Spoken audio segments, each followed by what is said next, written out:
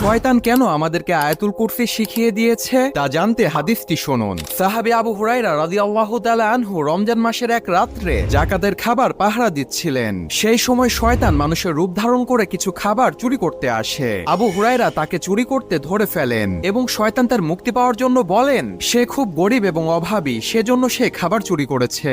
আবু হুরায়রা তার কষ্ট দেখে তাকে ছেড়ে দিলেন। দ্বিতীয় দিনে ঠিক একই ঘটনা ঘটে এবং শয়তান আবারও মুক্তি চায়। সেই রাত্রেও তাকে ছেড়ে দেওয়া হয়। তৃতীয় দিনে শয়তান আবারও চুরি করতে আসে, কিন্তু আবু হুরায়রা তাকে ধরে আর ছাড়লেন না। তখন শয়তান তার নিজের জীবন বাঁচানোর জন্য বলল, তুমি আমাকে ছেড়ে দাও, আমি এর বিনিময়ে তোমাকে এমন একটি জিনিস শিখিয়ে দিব যা করলে তোমাকে আল্লাহ তাআলা শয়তান থেকে রক্ষা করবে। এই বলে তখন সে শয়তান আয়াতুল কুরসি শিখিয়ে দিলেন। এই ঘটনা সাহাবী আবু হুরায়রা রাসূল সাল্লাল্লাহু আলাইহি ওয়াসাল্লামের কাছে বর্ণনা করলেন। তখন রাসূল বললেন, সে শয়তান তোমাকে সত্য বলেছে। ইসলামিক ভিডিওর জন্য সাবস্ক্রাইব করুন।